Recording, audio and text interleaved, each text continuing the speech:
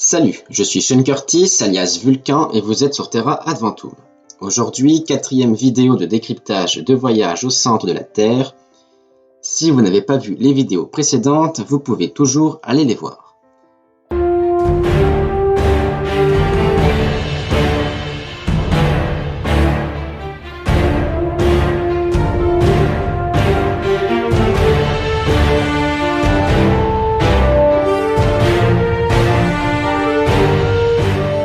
Reprenons au chapitre 7. On se rappelle, un professeur du nom de Lidenbrock a trouvé un vieux parchemin. Axel, son neveu, arrive à le déchiffrer. Que dit-il? Que le voyage au centre de la Terre est possible. Malgré les objections d'Axel, le professeur Lidenbrock décide de partir au centre de la Terre. Axel est encore sous le choc de la persévérance de son oncle et part prendre l'air. Pour ceux qui ne suivent pas, cette histoire se déroule à Hambourg, en Allemagne, et l'Elbe est le fleuve qui y circule. On peut se demander si effectivement le professeur n'est pas fou et si ses déductions scientifiques sont exactes. Axel rencontre Grauben, sa petite amie, et lui raconte tout, mais contrairement à ce qu'il pensait, elle l'encourage à faire cette expédition vers le centre de la Terre. Ce sera là un beau voyage, dit-elle. De retour chez lui, Axel découvrit son oncle criant, pressé, en train de préparer l'expédition. Lidenbrock a déjà préparé du matériel, des échelles de corde à nœuds, des torches, des gourdes, des crampons de fer à mettre aux pieds pour accrocher, des pics et des bâtons ferrés, ainsi que des pioches. Après une nuit de sommeil, personne n'a changé d'avis. Le départ aura lieu. Mais Axel demande à son oncle pourquoi partir maintenant, car on est le 26 mai et il faut être en Islande fin juin. Tout simplement parce que le trajet est long et qu'il faut déjà se rendre à Copenhague, la capitale du Danemark, et que le service Copenhague-Reykjavik ne se fait que tous les 22 de chaque mois. Et comme on est le 26, c'est trop tard, il faut attendre le 22 juin. Et là, ça sera bien sûr trop tard. Il faut donc trouver une solution. Axel trouve que Grauben, qui insiste toujours pour qu'il parte, réagit comme s'il partait à Lübeck, une ville allemande de 200 000 habitants, ou à Heligoland, un archipel allemand en mer du Nord, alors que là, il s'agit de l'Islande, qui se trouve à plus de 2000 km. Le chapitre se termine par le départ de l'oncle et du neveu sur la route d'Altona, Altona qui est un arrondissement de Hambourg. Le départ a lieu précisément le 27 mai 1863 à 6 heures du matin, soit seulement 3 jours après le début de cette histoire.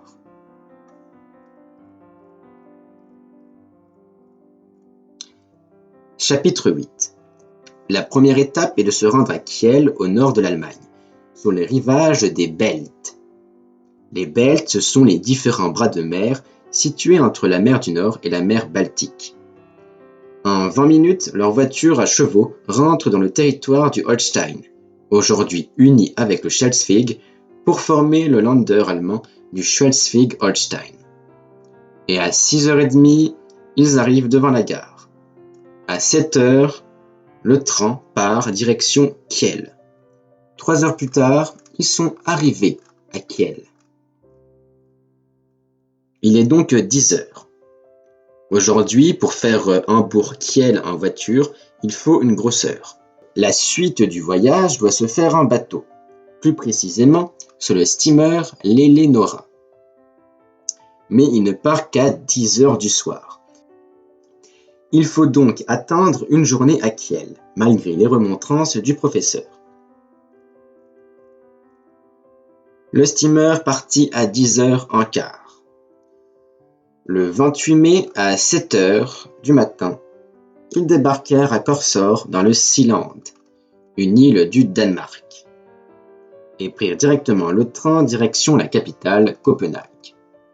Enfin, à 10 heures, ils aperçoivent le Sund, le bras de mer qui sépare le Danemark de la Suède. Ils sont arrivés à destination. Là, une voiture les conduit à l'hôtel. Il s'agit de l'hôtel du Phoenix sur Bredgæl, qui existe encore aujourd'hui. Ils se rendent au Muséum des Antiquités du Nord, aujourd'hui le Musée national du Danemark, pour rencontrer un ami du consul, le professeur Monsieur Thomson. On pourrait penser que Thomson est un être fictif inventé par Jules Verne, mais non. Christian Jorgensen Thomson, né en 1788, mort en 1865, conservateur du musée, a vraiment existé. Ensemble, ils cherchent un bateau direction l'Islande. Et ils trouvent une petite goélette du nom de la Valkyrie, gouvernée par le capitaine Bjarn, qui doit mettre les voiles le 2 juin, soit dans 5 jours. Lidenbrock est content. Trouver un bateau n'a pas été compliqué. Et ils ont quelques jours pour découvrir la belle ville de Copenhague. Voici la liste des endroits qu'ils visitèrent. Le Kongens Nytorv, une place, le palais du roi, des ponts, le cénotaphe de Thor Watson, c'est-à-dire le tombeau de Bertel Thor Watson, un sculpteur, le château de Rosenborg, la bourse de Copenhague, appelée aussi Borsen, avec son clocher fait de 4 dragons entrelacés. Mais Lidenbrock n'est pas intéressé par ces monuments. Il ne les regarde même pas. Puis il est tout d'un coup intéressé par un monument situé sur l'île d'Amak, le fort Frelslerskirk, connu en français sous le nom de l'église de notre Sauveur. Connu pour sa flèche en spirale qui, avec ses 90 mètres de hauteur, offre une belle vue sur la ville et même au-delà, jusqu'à Elseneur à 45 km de là. Pourquoi Lidenbrock est-il intéressé par cette église? Parce qu'elle est haute et qu'à son sommet, le vertige se fait sentir. Et comme en Islande, il faudra gravir un volcan, mieux vaut s'entraîner à combattre le vertige. L'ascension de l'église se fera donc tous les jours, jusqu'au départ.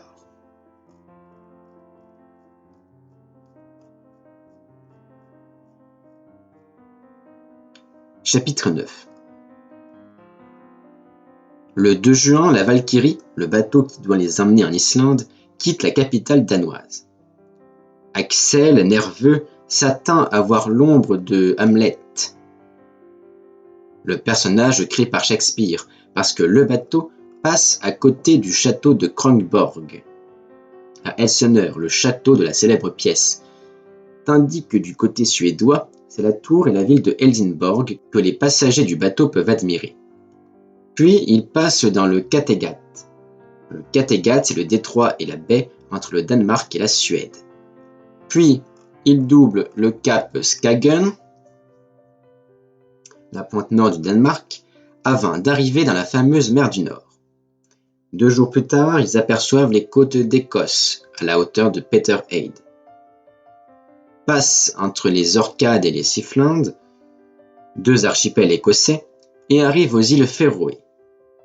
Puis ils marchent tout droit vers le cap Portland en Islande. Aujourd'hui, le cap ne s'appelle plus le cap Portland, mais ce mot que je ne pourrais prononcer. À noter que Lidenbrock a le mal de mer. Il longe les côtes islandaises, passe à côté des îlots de Westman, franchissent le cap Reykjanes, et enfin ils arrivent à Reykjavik, dans la baie de Faxa. Depuis là, ils aperçoivent le mont Snæfell.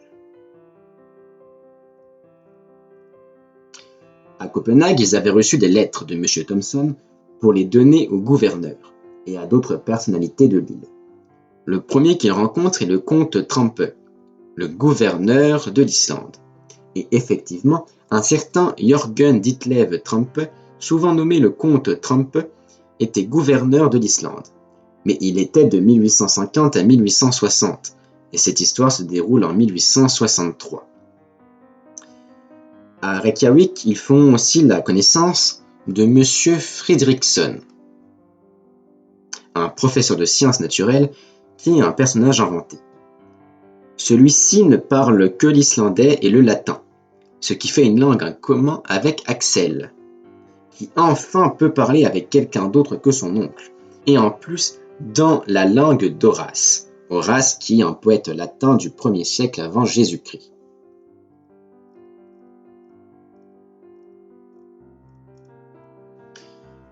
Axel décide de visiter la ville. Voici ce qu'on peut retenir de la capitale de l'Islande. C'est une ville qui repose sur un sol marécageux, entre deux collines, entourée d'une immense coulée de lave qui plonge jusqu'à la mer, la baie de Faxa. La ville en elle-même ne possède que 2 rues. Sur l'une, ce sont les marchands et les négociants qui y logent. Dans l'autre, ce sont les personnes qui n'ont rien à voir avec le commerce. Axel la décrit comme une ville morne et triste, avec du gazon sale et des légumes minuscules. Passant devant le cimetière, il aperçoit que la place ne manque pas, ce qui montre que peu de gens habitent la ville. Et effectivement, en 1860, il n'était que 1500, contre 130 000 aujourd'hui. Puis il passe à côté de la maison du gouverneur, qui contraste avec les huttes des villageois. La ville possède une église en pierre volcanique, et possède aussi une école, celle où enseigne le professeur Fridriksson. Une ville bien triste au paysage volcanique.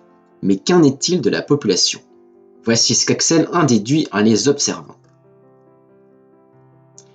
Les Reykjavikois vivent principalement de la pêche et de la morue. Les hommes robustes ressemblent aux Allemands blonds. Mais on les remarque pauvres, presque esquimaux.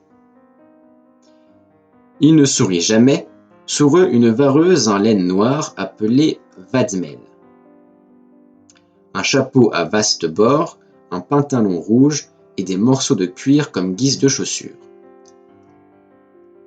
Les femmes, aussi tristes que les hommes, sont vêtues d'un corsage et d'une jupe aussi en vadmel. La promenade finie en 3 heures, Axel rentre et aperçoit M. Fridriksson en compagnie de son oncle. Fin du chapitre 9 et fin de la vidéo. Pour ne pas rater les prochaines vidéos, abonne-toi et n'oublie pas d'aimer la vidéo, de la partager si elle t'a plu. À la prochaine.